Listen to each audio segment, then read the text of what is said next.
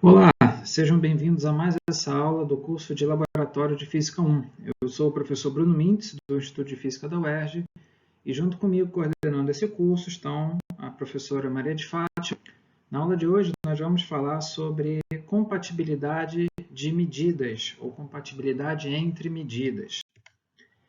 Então, a primeira coisa a se fazer é comparar o que seria a igualdade, que serve, digamos, para números exatos, e a compatibilidade, que é algo que serve quando nós temos algum número com incerteza.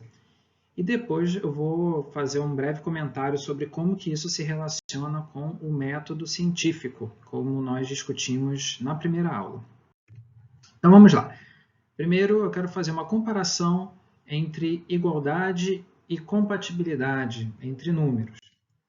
Então vamos lá. Pensa que você tem aqui então uma reta que representa o conjunto dos números reais e você tem então dois números representados aqui na reta, A e B.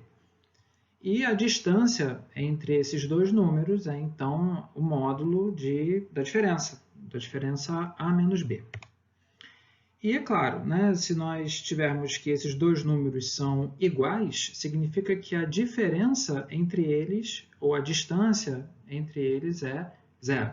Estritamente falando, a diferença é isso aqui, com um sinal, né? E a distância é quando você esquece o sinal, ou seja, toma o módulo. Mas o ponto importante é esse. Quando dois números são iguais, então a diferença entre eles é zero. E isso me lembrou um personagem que é uma figura bem curiosa do jornalismo brasileiro, que é o famoso Barão de Itararé, que não era nem barão e nem era de Itararé. Ele é autor de algumas frases curiosas, algumas mais sapienciais, tipo essas aqui, que é muito válida nos dias de hoje, que não é triste mudar de ideias, triste é não ter ideias para mudar. Até coisas engraçadas e talvez engraçadas por serem bastante óbvias, tais como essa, né, que o fígado faz muito mal à bebida, vamos dizer, o princípio da digestão, e de onde menos se espera, daí é que não sai nada, que é o princípio da probabilidade. E essa última daqui acho que tem muito a ver com a discussão de hoje. Então, com essa inspiração trazida pelo Barão de Tararé, eu resolvi homenageá-lo com esse teorema. Um teorema muito simples, de fato é um teorema ridiculamente simples, né? E é digno da simplicidade das frases do Barão. Que dois números são iguais se e somente se eles não forem diferentes. E que isso significa? A mesma coisa que nós já dissemos. Se dois números são iguais, então a diferença entre eles é zero. Ou também é válido dizer que a distância entre eles, ou seja, se eu tomar o módulo, também é zero. Então, assim, isso é válido para números reais, números exatos, onde não há incertezas associadas, o que é diferente daquilo que nós temos no laboratório, porque no laboratório nós temos medidas com incerteza. Então, como que a gente adapta essa noção para valores com incerteza? Então, para isso, nós precisamos revisar alguns tópicos que eu, inclusive, a gente discute em outras aulas aqui, né? Então, vamos lá. Vamos começar aqui. A primeira noção importante é essa de que uma medida experimental não é um número. Uma medida experimental é um intervalo de valores. Então, quando eu digo que uma certa grandeza A, estou mudando de letra aqui, né? Não faz a menor diferença, A ou X. Então, para mim, nessa aula de hoje, A é uma grandeza medida experimentalmente. Então, o valor mais provável é a média, que eu represento então dessa forma, né? Um A entre colchetes, mais ou menos o erro, ou a incerteza. Isso me dá então um intervalo, né? Que vai desde da média menos essa incerteza até a média mais a incerteza, onde, como nós vimos, podemos calcular a incerteza através da incerteza estatística e das incertezas sistemáticas, né? Fazendo essa composição aqui com a raiz quadrada, supondo que não há correlações, etc. Tá? O conhecido já discutido. Mas o ponto para nós termos em foco nessa aula é que uma medida experimental não é um número, mas sim um intervalo de valores, e o tamanho desse intervalo é exatamente associado ao erro, ou seja, à incerteza desse valor que nós obtivemos por um método estatístico, ou seja, calculando uma média. Então, nós podemos representar graficamente desse jeito aqui. Nós temos o valor central, que seria esse x, o valor médio, mas por causa da incerteza intrínseca do processo experimental, na verdade, nós podemos dizer que provavelmente nós temos a medida nesse intervalo marcado aqui por essa elipse meio alongada, né?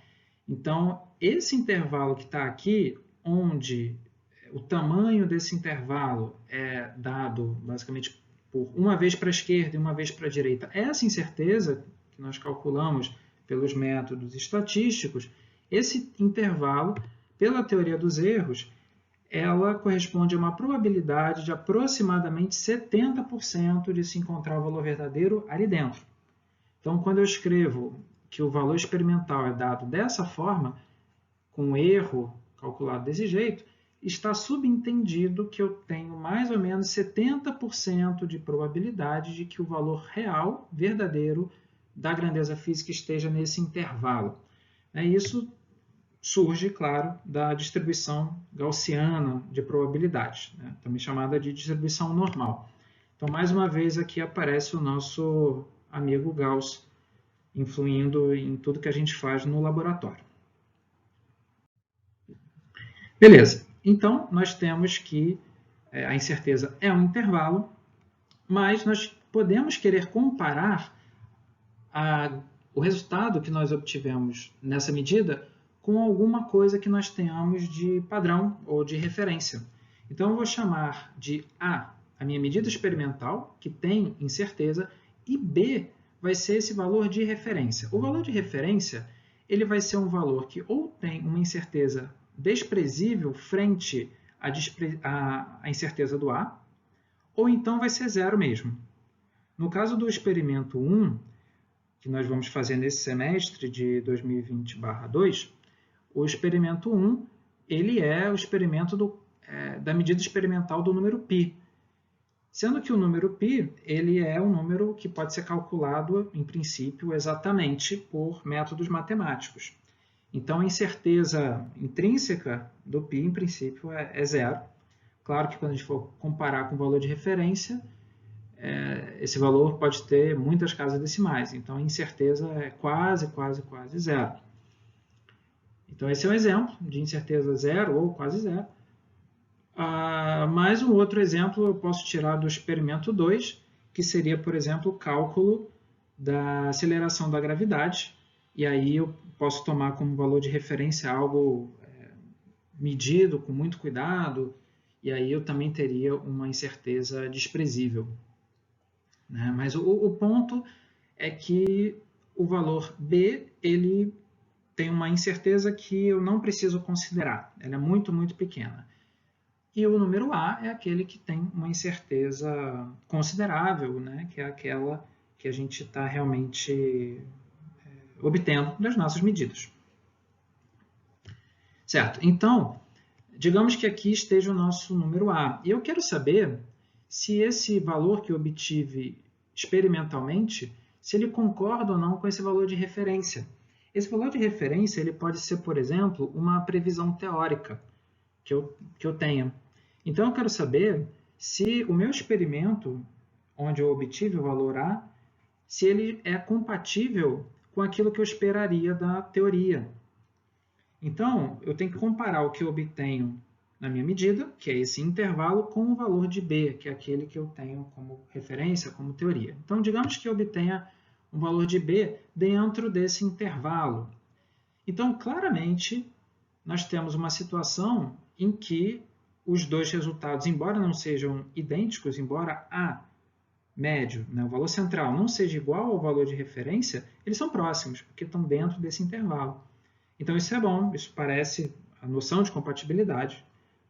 Agora, se eu tiver um valor de B muito distante do centro, seja para mais, seja para menos, então, nessas situações, nós temos que, provavelmente, os valores de A e de B são diferentes. Então, realmente existe uma diferença que não veio do erro experimental, da incerteza estatística, por exemplo, ou da instrumental, mas essa diferença entre o valor de A e o valor de B realmente é algo que tem significado, que não é um acidente estatístico da minha medida. Então, nessas situações, nós temos algo a chamar a atenção, nós teríamos uma não confirmação da teoria, digamos. Então, são sempre situações para se prestar bastante atenção. Mas, como eu disse, na primeira situação, nós temos uma certa proximidade entre o valor de A e o valor de B. E aí temos compatibilidade. E numa situação em que A e B são muito diferentes, nós não temos a tal da compatibilidade. Mas nós precisamos estabelecer um critério mais preciso. Como que isso pode ser feito? Então, vamos caminhando para isso. Então, vamos considerar primeiro um intervalo de uma incerteza, ou um desvio padrão, se você preferir. Se você estiver falando de um processo puramente estatístico, isso aqui rigorosamente seria um desvio padrão, mas digamos que seja aqui um erro experimental, que já inclui também a parte instrumental, sistemática, né? Então, supondo aqui que a minha tolerância seja igual a um erro, né, onde o erro eu calculo daquela forma que vocês já conhecem, que eu mostrei lá no slide anterior. Então, numa situação como essa, a teoria dos erros me diz que a probabilidade do valor verdadeiro da minha quantidade estar nesse intervalo achurado é de aproximadamente 70%. Isso, claro, novamente vem da própria distribuição normal de probabilidades, do Gauss. Isso quando tem um intervalo de mais é para cima e menos é para baixo. Dá mais ou menos isso aí, 70% de probabilidade. Mas digamos que eu queira considerar um intervalo maior. Não um intervalo pequenininho aqui de um erro só para mais ou para menos, mas um intervalo que seja o dobro. Então eu tenho uma tolerância maior, uma tolerância de 2 vezes aquele erro calculado pela teoria dos erros. Então, em vez de ter uma chance de 70% de encontrar o valor verdadeiro naquele intervalo, e, portanto, 30% de encontrar fora, com um intervalo maior, eu tenho uma chance maior também de que o valor verdadeiro esteja aqui dentro. Então, eu teria, para essa situação de 2 vezes a incerteza experimental, uma probabilidade de aproximadamente 95% do valor verdadeiro estar aqui dentro e, portanto, 5% dele estar fora desse intervalo. Finalmente, eu posso considerar um caso aqui de 3 vezes essa incerteza. Então, novamente, a teoria dos erros nos dá uma estimativa, e essa estimativa é de que, com uma tolerância de 3 vezes o erro padrão, nós temos uma probabilidade de quase 100%, né? 99,7% de que o valor verdadeiro esteja aqui dentro, se as nossas hipóteses estiverem corretas. Isso é muito importante. Ou seja, se eu encontrar um valor experimental fora disso daqui, é porque quase com certeza eu tive um problema nas minhas hipóteses. Então aqui a gente já começa a fazer uma ponte com o método científico. Mas vamos seguir então. Tendo essas coisas em consideração, vamos retornar agora ao nosso sério Barão de Tararé, ao teorema, né? Só que agora, em vez de dizer sobre a igualdade entre números, agora a gente já tem essa noção de que um número experimental, uma medida experimental, como esse número A, por exemplo, não é um número de fato, mas é um intervalo. Então, dizer que o número A é compatível, esse tio aqui quer dizer compatível na minha anotação, então dizer que uma certa medida experimental é compatível com uma certa medida de referência é a mesma coisa do que dizer que a diferença entre eles é compatível com o zero. Ou seja, a diferença entre eles é muito pequena. Mas como que a gente bota um critério do que significa pequeno? Vamos chegar lá já já. Então, basicamente, é isso a situação que nós temos. Nós temos que estabelecer uma certa tolerância para cima e para baixo. Normalmente se coloca como simétrica por causa da distribuição normal de probabilidades, que é simétrica também. E aí nós temos essa situação, em que dentro dessa tolerância, se o meu valor de referência estiver dentro dessa tolerância, então é compatível. né? A é compatível com B. Ou seja, se essa distância A menos B for muito pequena ou menor do que a tolerância, quer dizer, compatível com zero. Então, essa é a situação em que nós temos aquilo que se chama de compatibilidade. E aqui eu estou colocando uma informação que vai ser mais detalhada em outra aula, que é a questão do nível de confiança, CL é Confidence Level, em inglês, de 95%. 95% nós já vimos, né, em alguns slides atrás. Corresponde, então, a 2 vezes o erro lá na distribuição normal de probabilidade. Então, o que isso significa?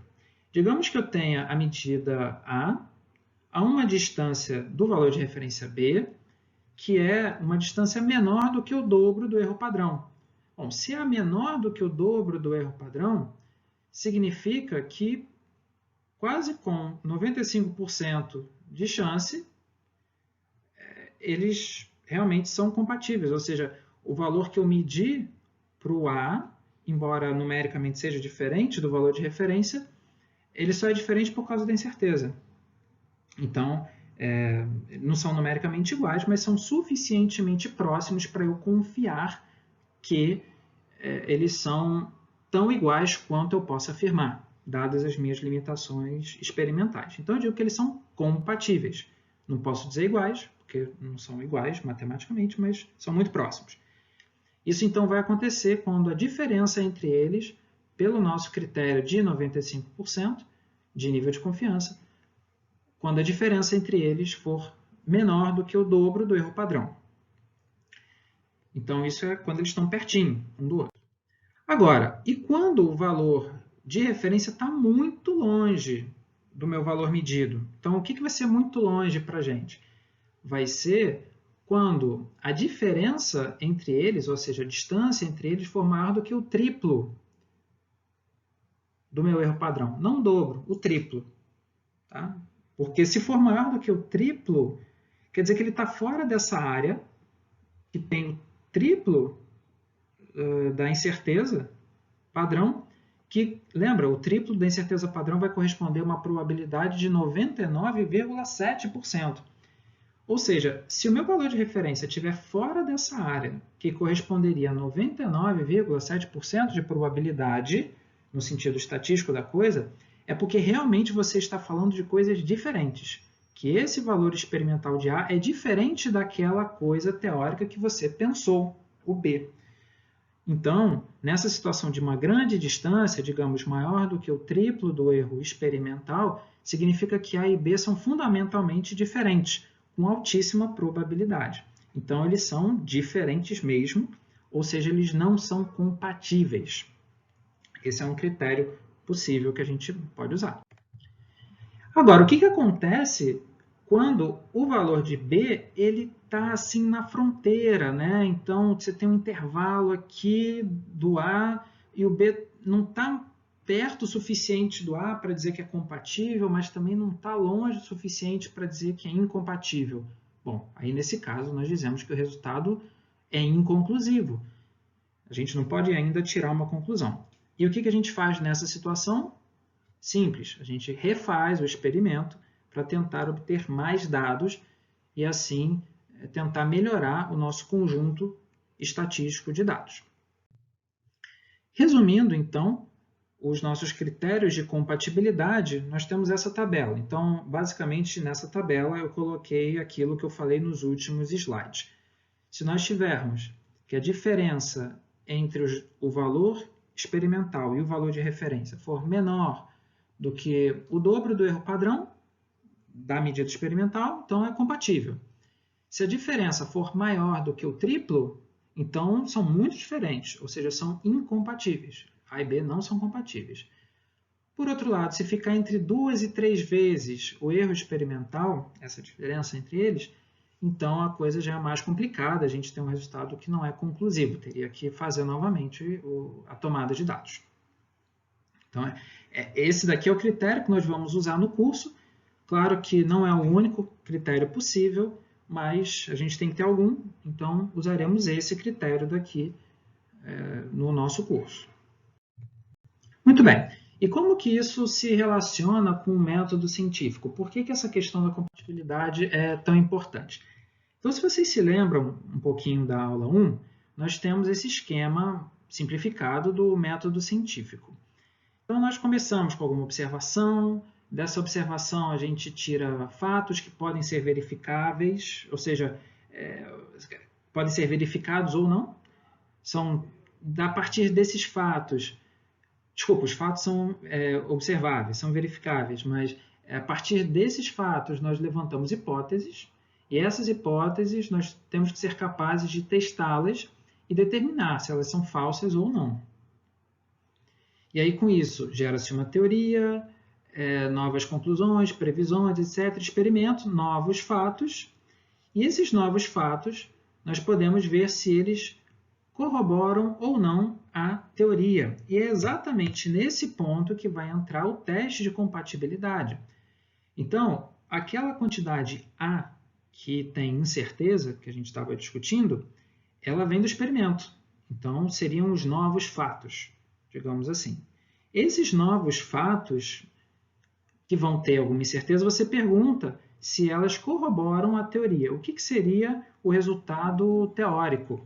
O resultado teórico, ele seria o B, aquele valor que não tem incerteza muito grande, tem uma incerteza desprezível. Então, se o valor experimental ele é compatível com o valor de referência, então eu diria que o meu resultado corrobora a teoria. Então, entra aqui no sim. Então, esse resultado experimental ele pode retroalimentar a minha teoria. Agora, se o meu resultado experimental ele é muito diferente daquilo que previa a minha teoria, ou seja, se eles são resultados incompatíveis, então nós viemos aqui para o lado esquerdo e nós temos então que reciclar as nossas hipóteses, porque isso significa que o valor de B, aquele valor de referência, ele não corresponde ao experimento. Então, claro, considerando que você fez o experimento corretamente, a natureza está te dizendo uma coisa, a tua teoria te diz outra. Por isso, você teria que renovar as suas hipóteses e aí recomeçar o processo do método científico. Então, essa é talvez a principal importância dessa discussão da compatibilidade. Para aprofundar, então, um pouco mais esses aspectos, a gente pode sempre recorrer à bibliografia do curso. Eu coloco aqui como exemplo o livro do Vuolo, que vocês podem olhar, lá também tem várias deduções. Como vocês estão vendo, eu estou evitando entrar muito nos aspectos matemáticos da teoria de erros, com integrais e coisas assim, porque muitos de vocês ainda estão no primeiro período, mas aqueles que estiverem mais à frente ou aqueles que se sentirem com desejo de aprender mais a fundo essas coisas, deem uma olhada lá no Vuolo. E, por fim, como ninguém é de ferro, eu sugiro dar uma olhada em algumas coisas sobre o Barão de Tararé, porque é bem divertido. É claro que isso não tem nada a ver com a nossa matéria do curso, mas vocês podem dar uma olhada aí sobre o que ele... a biografia dele, frases engraçadas e coisas assim, uma figura divertida da história do jornalismo brasileiro. Então é isso, pessoal. Deixo vocês, então, por hoje e até a próxima aula.